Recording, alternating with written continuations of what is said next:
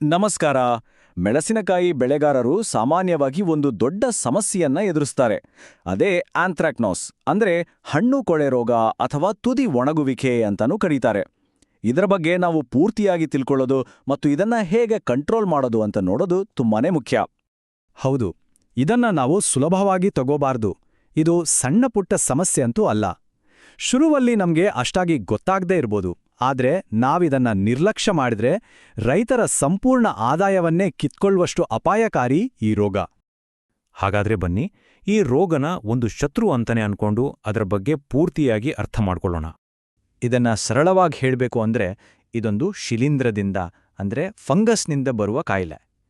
ಈ ಫಂಗಸ್ ಇದೆಯಲ್ಲ, ಇದು ಮಣ್ಣಲ್ಲಿ, ಬೀಜಗಳಲ್ಲಿ ಎಲ್ಲ ಕಡೆ ಅಡಗಿ ಕೂತಿರುತ್ತೆ. ಅದಕ್ಕೆ ಬೇಕಾದ ವಾತಾವರಣ ಸಿಕ್ಕಿದ ತಕ್ಷಣ ಗಿಡದ ಮೇಲೆ ದಾಳಿ ಮಾಡೋಕ್ ಶುರು ಮಾಡುತ್ತೆ. ನೋಡಿ, ಈ ರೋಗ ಒಂದೇ ಸಾರಿ ಬರೋದಿಲ್ಲ.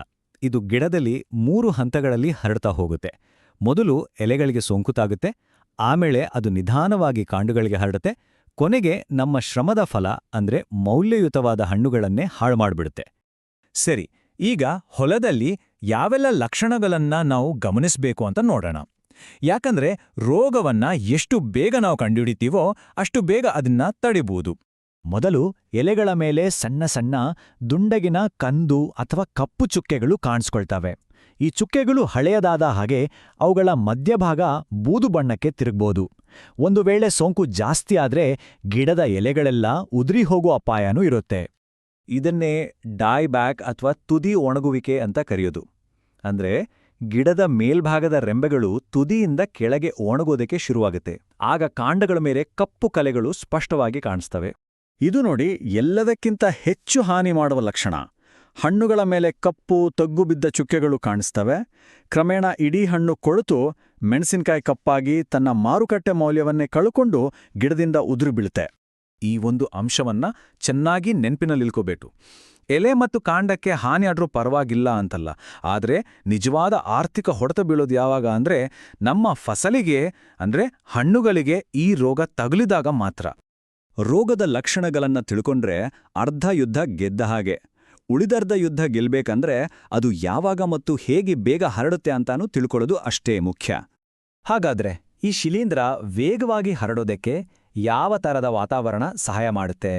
ನಾವು ಯಾವಾಗೆಲ್ಲ ಹೆಚ್ಚು ಜಾಗರೂಕರಾಗಿರ್ಬೇಕು? ನೋಡಿ, ಇಲ್ಲಿರೋ ಪರಿಸ್ಥಿತಿಗಳು ಅಂದ್ರೆ 20ರಿಂದ 30 ಡಿಗ್ರಿ ತಾಪಮಾನ, 80%ಗಿಂತ ಹೆಚ್ಚು ತೇವಾಂಶ, ಪದೇ ಪದೇ ಮಳೆ ಬರೋದು, ಅಥವಾ ಗಿಡಗಳು ತುಂಬಾ ದಟ್ಟವಾಗಿ ಬೆಳೆದು ಗಾಳಿ ಆಡದೇ ಇರೋದು, ಇವೆಲ್ಲ ಈ ರೋಗಾಣುಗಳು ಬೆಳೆಯೋಕ್ಕೆ ಮತ್ತು ಇಡೀ ಬೆಳೆಗೆ ಹರಡೋದಕ್ಕೆ ಹೇಳಿ ಮಾಡಿಸಿದ ಹಾಗೆ. ಇದೊಂದು ತುಂಬಾನೇ ಮುಖ್ಯವಾದ ಎಚ್ಚರಿಕೆ. ಮಳೆ ಬಂದ ನಂತರದ 2-3 ದಿನಗಳು ಬಹಳ ನಿರ್ಣಾಯಕ. ಆ ಸಮಯದಲ್ಲಿ ನಾವು ನಮ್ಮ ಗಿಡಗಳನ್ನ ಸೂಕ್ಷ್ಮವಾಗಿ ಗಮನಿಸಿ ರೋಗದ ಲಕ್ಷಣಗಳನ್ನ ಪತ್ತೆ ಹಚ್ಚಬೇಕು. ಸರಿ, ಇಷ್ಟೊತ್ತ ನಾವು ರೋಗದ ಬಗ್ಗೆ, ಅದರಿಂದ ಹೇಗೆ ರಕ್ಷಿಸ್ಕೊಳ್ಬೇಕು ಅನ್ನೋದರ ಬಗ್ಗೆ ಮಾತಾಡಿದ್ವಿ. ಈಗ ಬನ್ನಿ, ಅದರ ವಿರುದ್ಧ ಹೋರಾಡೋಕಿರೋ ಪ್ರಾಕ್ಟಿಕಲ್ ವಿಧಾನಗಳೇನು ಅಂತ ನೋಡೋಣ. ಇದೊಂದು ಪ್ರಬಲವಾದ ಸತ್ಯ. ಗಿಡದ ಆರೋಗ್ಯವೇ ಅದರ ದೊಡ್ಡ ರಕ್ಷಾ ಕವಚ. ಪೋಷಕಾಂಶದ ಕೊರತೆಯಿಂದ ಅಥವಾ ನೀರಿನ ಅಭಾವದಿಂದ ಬಳಲುವ ಗಿಡಗಳಿದೆಯಲ್ಲ, ಅವು ರೋಗಕ್ಕೆ ತುಂಬಾ ಸುಲಭವಾಗಿ ತುತ್ತಾಗ್ತವೆ. ಇಲ್ಲಿ ಕೆಲವು ನೈಸರ್ಗಿಕ ಮತ್ತು ಕಡಿಮೆ ಖರ್ಚಿನ ವಿಧಾನಗಳಿವೆ. ಜೀವಾಮೃತ, ಮಜ್ಜಿಗೆ ಸಿಂಪರಣೆ, ಬೇವಿನ ಎಲೆಯ ರಸ, ಇವೆಲ್ಲ ಶಿಲೀಂಧ್ರದ ಬೆಳವಣಿಗೆಯನ್ನ ತಡೆದು ಗಿಡದ ರೋಗ ನಿರೋಧಕ ಶಕ್ತಿಯನ್ನ ಹೆಚ್ಚಿಸೋಕೆ ಸಹಾಯ ಮಾಡುತ್ತೆ. ಇನ್ನು ನಮ್ಮ ಕೃಷಿ ಪದ್ಧತಿಗಳಲ್ಲೂ ಕೆಲವು ಬದಲಾವಣೆ ಮಾಡ್ಕೋಬೋದು.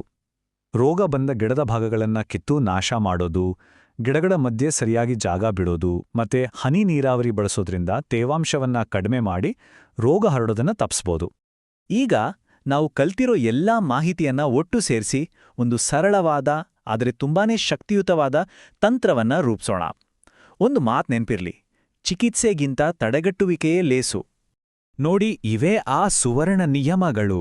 ರೋಗ ಇಲ್ಲದ ಬೀಜಗಳನ್ನೇ ಬಳಸೋದು, ಗಿಡಕ್ಕೆ ಸರಿಯಾದ ಪೋಷಣೆ ಕೊಡೋದು, ನೀರು ನಿಲ್ದಂತೆ ನೋಡ್ಕೊಳ್ಳೋದು, ವಾರಕ್ಕೊಮ್ಮೆ ಹೊಲವನ್ನ ಪೂರ್ತಿ ಪರಿಶೀಲನೆ ಮಾಡೋದು. ಇವೆಲ್ಲವನ್ನು ಬೀಜ ಹಾಕೋ ಮೊದಲಿನಿಂದ ಹಿಡಿದು ಫಸಲು ಕೈಗೆ ಬರೋವರೆಗೂ ಪಾಲಿಸ್ಬೇಕು. ಕೊನೆಯದಾಗಿ ಈ ಮಾತು ಎಲ್ಲಕ್ಕಿಂತ ಮುಖ್ಯ.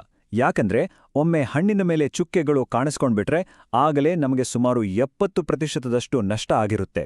ಹಾಗಾಗಿ ರೋಗ ಬಂದ ಮೇಲೆ ಪರಿಹಾರ ಹುಡ್ಕೋ ಬದಲು ಮೊದಲಿನಿಂದಲೇ ಎಚ್ಚರಿಕೆ ವಹಿಸಿ ರೋಗ ಬರದಂತೆ ತಡೆಯೋದೇ ನಿಜವಾದ ಜಾಣತನ.